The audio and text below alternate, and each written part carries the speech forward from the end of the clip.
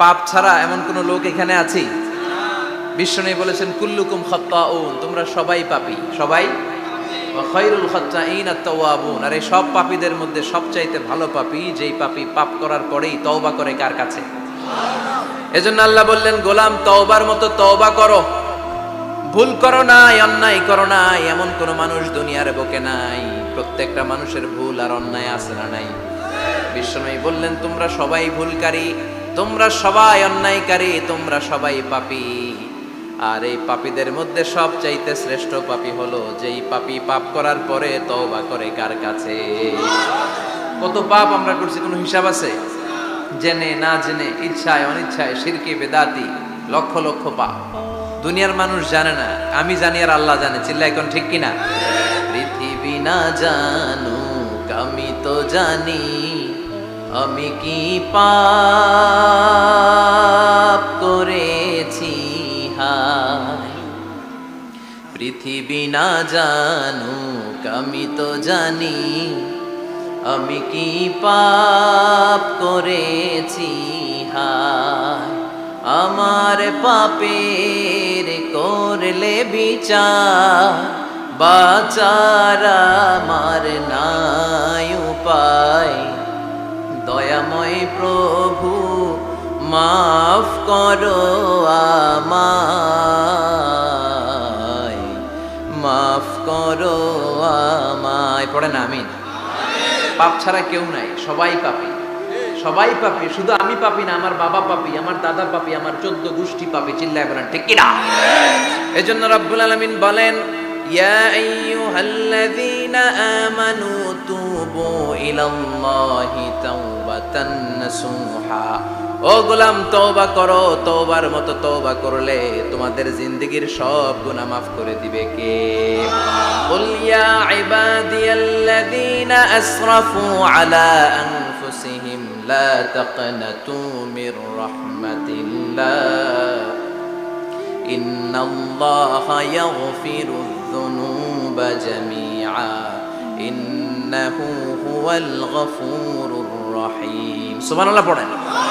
আল্লাহ ডেকে বললেন, গোলাম যারা জুলুম করেছো, নফসের উপর জুলুম করেছো, অন্যায় করেছো, পাপ করেছো, আমার রহমত থেকে নিরাশ হয়ো না। ক্ষমার মতো ক্ষমা চাইলে আমি তোমার জিন্দেগীর সব গুনাহ ক্ষমা করে দিতে পারি। চিল্লায় বলেন ঠিক কিনা? এজন্য মুমিন কখনো নিরাশ হয় না। আবার আল্লাহ বললেন, লা তাইআসু মির রাউহিল্লাহ, আমার রহমত, আমার দয়া, আমার ভালোবাসা থেকে নিরাশ হয়ো না। ইন্নাহু লা ইয়াইআসু মির রাউহিল্লাহি ইল্লাল কওমুল কাফিরুন। কাফির ছাড়া, গাদ্দার ছাড়া, মুনাফিক ছাড়া আমার রহমত, আমার দয়া, আমার ভালোবাসা থেকে কোনো মুমিন নিরাশ হতে পারে? Never lose hope, never give up, never give up. কখনো আশা ছাড়া যাবে না।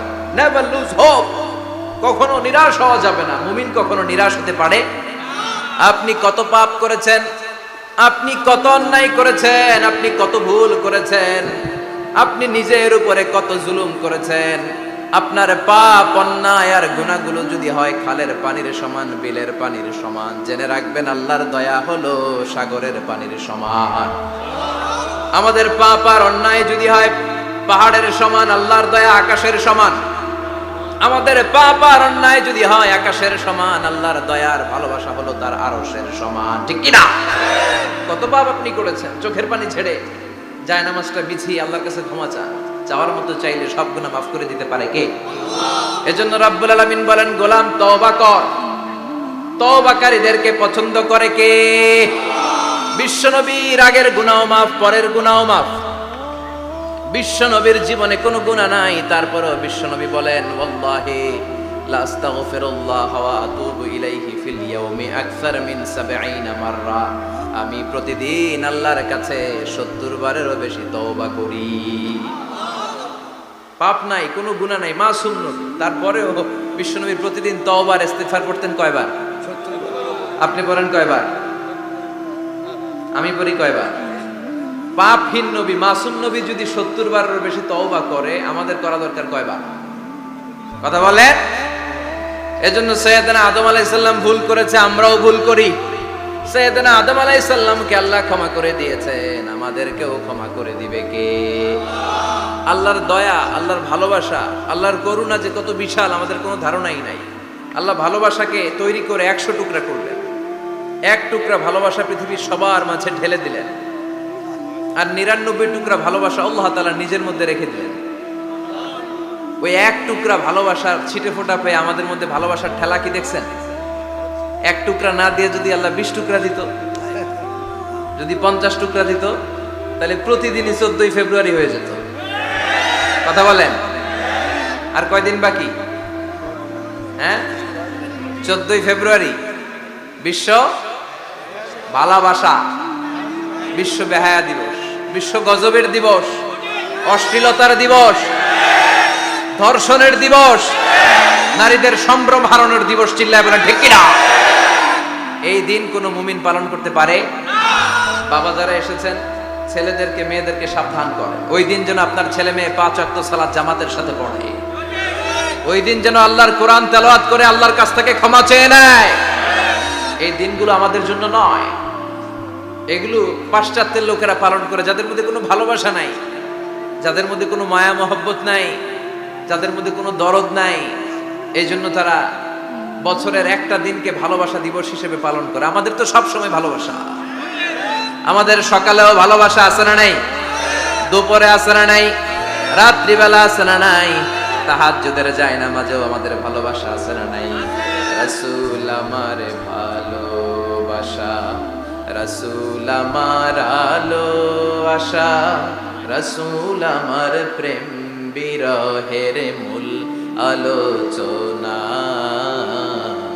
রাসূল আমার কাজে কর্মের অনুপ্রেরণা।